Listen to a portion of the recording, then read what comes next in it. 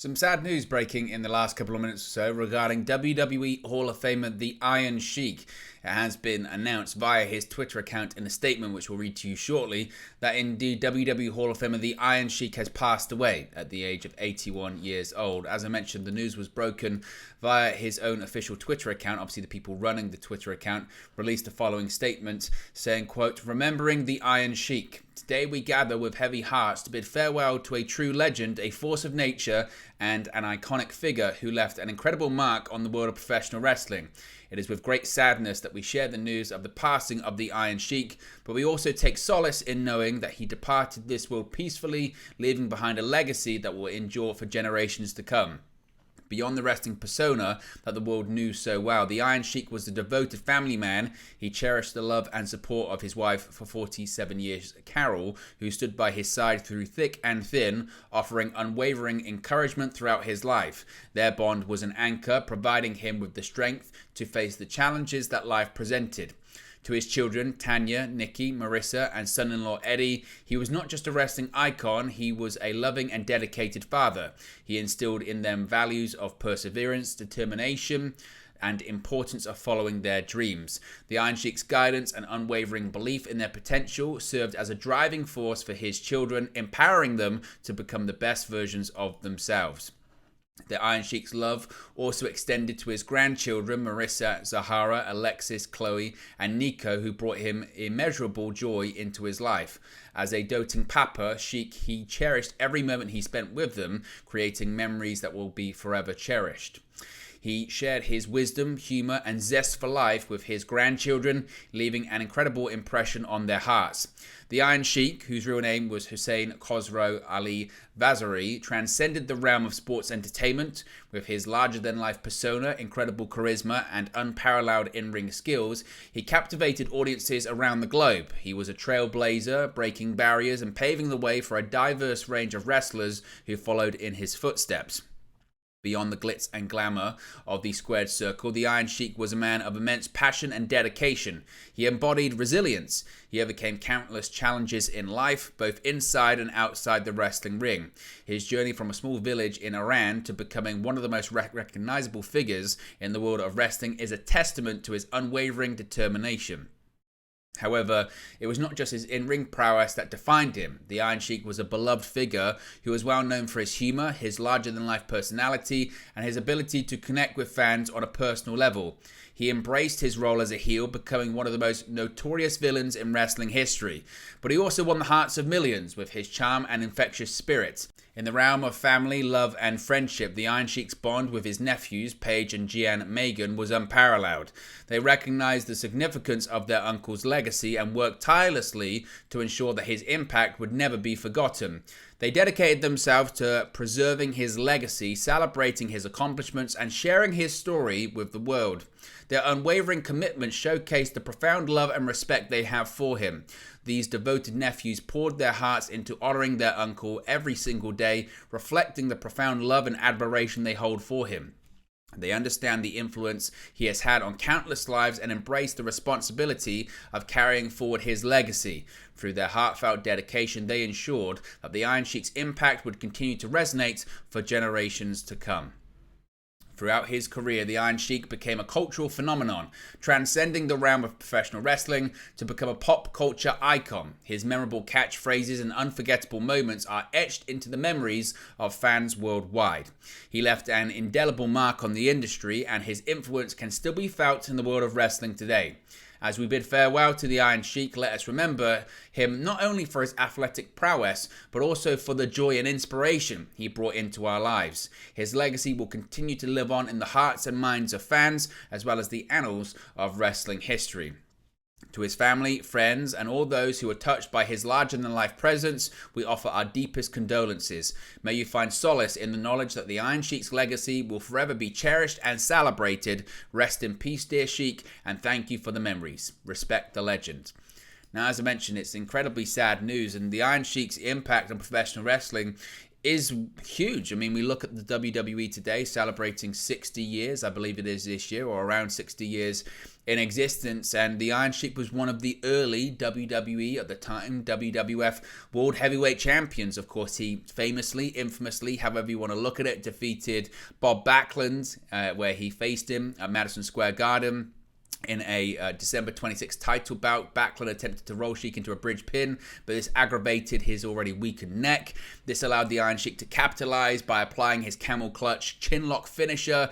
Backlund, of course, at the time didn't submit, but his concerned manager, Arnold Scarland, threw in the towel and forfeited the championship. This allowed Sheik to be the champion. He wasn't the champion for all that long, it must be said. It was just a few weeks, really, where he eventually dropped the championship, as I mentioned, to Hulk Hogan, famously at Madison Square Garden. The Iron Sheik was scheduled actually for a rematch against Bob Backlund. He was replaced by Hulk Hogan 5 minutes in. Sheik had Hogan locked into the camel clutch. Hogan powered to his feet, and with Sheik still on his back, rammed him back towards the turnbuckles, hit his leg drop for the pin, and the moment is generally considered to be the beginning of Hulkamania, and certainly it was the moment where WWE and Vince McMahon Jr. began to take the World Wrestling Federation, then at the time national, and then with WWE as we know it became into existence with the Rock and Wrestling Connection, WrestleMania 1, 2, 3, and etc, etc, etc. So the Iron Sheik certainly was instrumental in that. He was a transitional champion to get the belt off of Backlund and onto Hogan. That was always the plan, but certainly he played his part in that, and make no mistake, he never forgot about letting the world know about that and his feelings about Hulk Hogan. After that, he teamed with the likes of Nikolai Volkov, and, he would come back and he would go into, famously, WCW for a couple of matches. Jim Cornette tells a great story about him being under contract under Jim Herd for a year on a high wage, did a couple of matches, realized he couldn't bump, they sent him home, but because everyone forgot about him, his contract rolled over and he did more matches, and then eventually he did leave. Of course, he did come back in the end to WWE in the early 90s as Colonel Mustafa. He aligned with his former enemy, Sergeant Slaughter, during the time in which he was an Iraqi sympathizer during his feud with Hulk Hogan for the World Wrestling Federation Championship. But what was really fascinating, really, with the Iron Sheik as well is, of course, again, he had this huge wrestling following and legitimately a legit badass when it came to amateur wrestling as well. I mean, he was a national AAU champion in Greco-Roman wrestling. As I mentioned, he was legit when it came to that. He was a coach, an assistant coach to the USA team for the 1972 Olympic Games in Munich as well. He competed for a spot on Iran's Greco-Roman wrestling team for the 1968 Summer Olympics in Mexico City. As I mentioned, he moved to the United States and then became an assistant coach for two of the Olympic squads in the 1970s as well. So legit badass amateur wrestler as well, and just an incredible life. His life story is absolutely incredible, really, as I mentioned, when it comes to everything he achieved and did in his life as well, not only in the world of professional wrestling, but as I mentioned prior to that, amateur wrestling, when it comes to Olympic level, and also as well as after his in-ring career ended, and everyone knows about the stories outside of the ring with the Iron Sheik and maybe some of the issues that he was having, substance abuse issues and what have you, but he became, again, larger than life. His character was always larger than life, but he would appear on, Howard Stern's show, and he would do interviews and become sort of, again, a cultural phenomenon, really, because the character was just so incredible and so over the top that, again, he had this career where it was